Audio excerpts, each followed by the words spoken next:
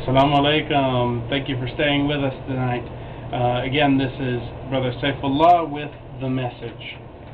So, we've been speaking tonight about the history of Islam in the Philippines and how so much has been brought by the Spanish and how the struggles and the wars that the Spanish brought to this island are still being fought in the hearts and minds of some Filipinos. Now, right now in the Philippines, there's still so much negativity against Muslims because of the mindset created by the Spanish and the Americans during their respective occupation times in the country. Why does the media take so much pleasure in publicizing the religion of a Muslim when he commits a crime, but does not mention the church of a Christian when he murders, rapes, or steals?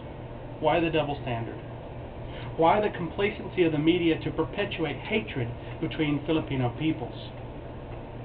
The Spanish decided that the Philippines was to be all one big country.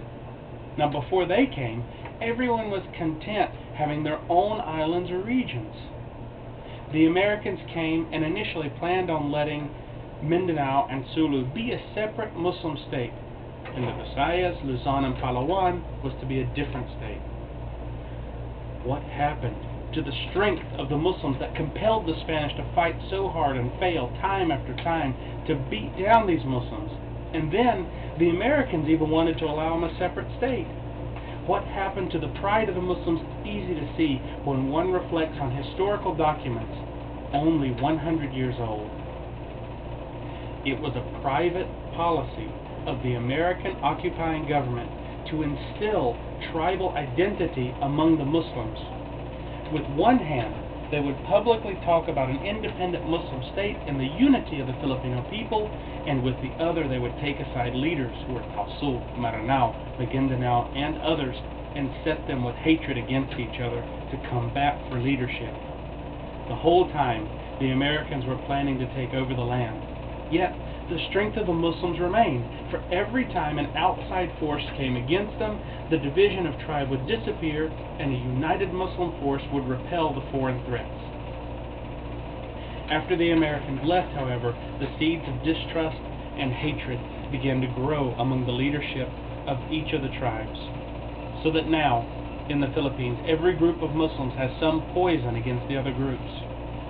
I beg you, as a Muslim and as a human, and as a person who has come to love the Philippines very dearly, I beg you, my Muslim brothers and sisters, to set aside this ridiculous fighting amongst yourselves. Stop seeking to make war with one another and work within the political system in place. The Philippines have been united as one nation, and that cannot be changed. But if you're not pleased with the way things work, then work with the system and not against it. If you want to see good leadership, then you must become that leadership. Do not make war when you have the option for peace. Support one another as Muslims. Do not spread poison about another Muslim because he has a different tribe or a different imam from you. Spread love and brotherhood that the Prophet Muhammad, peace be upon him, taught. I have a message for our Christian neighbors. I understand why so many of you fear Muslims or have doubts about Islam. I understand that you may have had bad experiences personally with Muslims. I admit, I'm Muslim. I've had bad experiences too. Many of us that convert to Islam do so because of our love for this beautiful religion, not love for those who claim to practice it. Do not blame a religion for the acts of people who say that they're a part of it. Look into the law of the religion, the Qur'an, the teachings of the Prophet Muhammad, peace be upon him, in the Hadith, and that of other prophets. Look into your heart and not the words of others who have told you this or that about Islam. Learn for yourself. In this program and others, we only seek to bring you information. We want you to look for the truth yourself and be convinced of the beauty of Islam that we love so much. I speak again to my Muslim brothers and sisters. We have to change the image of Islam to that which it needs to be. Stop illicit practices. Stop selling pornography. Stop selling alcohol and drugs and pork and all the other things that our religion forbids. You will share the curse of hellfire for selling and dealing in those things which Allah and His Messenger have prohibited. Just because you're born into Islam does not mean that you are Muslim. Likewise, just because you convert to Islam does not mean that you know better. A Muslim is not better than any other Muslim except in the deeds and acts of his worship and the humble nature that he or she has. Only Allah knows the heart of another. Do not spread bad information about your brother or sister. Lastly, to Muslim broadcasters, stop slandering other religions. Stop using foul language and curse words against Christians and others. Stop this petty name-calling. Our religion is not so weak that you have to resort to childish tactics to defend it. Islam is strong, so strong that centuries of war waged by the Spanish could not destroy it. So strong that 1,400 years of attack from all sides around the world could not eliminate it. So strong that after the terrorist attacks of September 11, 2001, we saw a rise, not a decrease, but a dramatic rise in the number of Americans converting to Islam. Islam is so strong that only Muslims can destroy it. You who trade in forbidden items, you who curse others, and you who spread lies, you who promote tribe above religion are responsible. You are responsible for the corruption and weakening of our faith, no one else. It's time that the Muslims of the world, not just the Philippines, but all over the world, take responsibility for our own actions and our own problems, and we must stop blaming others for our problems. We must reclaim the strength of our people and the strength that we once had as a united Islamic world. The Philippines was on the verge of being a new Islamic empire before the Spanish arrived. It can even be argued that the Philippines was the last of the great Muslim nations. It is truly possible that Islam can rise from here, from America, and from other parts of the globe to bring a united Islamic world once again.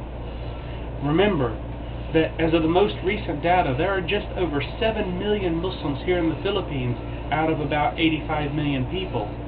Whereas in the USA there are approximately 11 million Muslims out of 300 million people.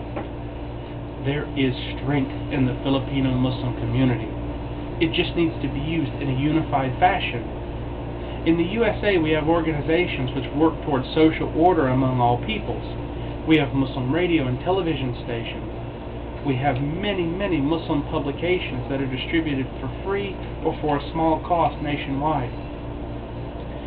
We have thousands of masajid with madrasa and even Islamic universities.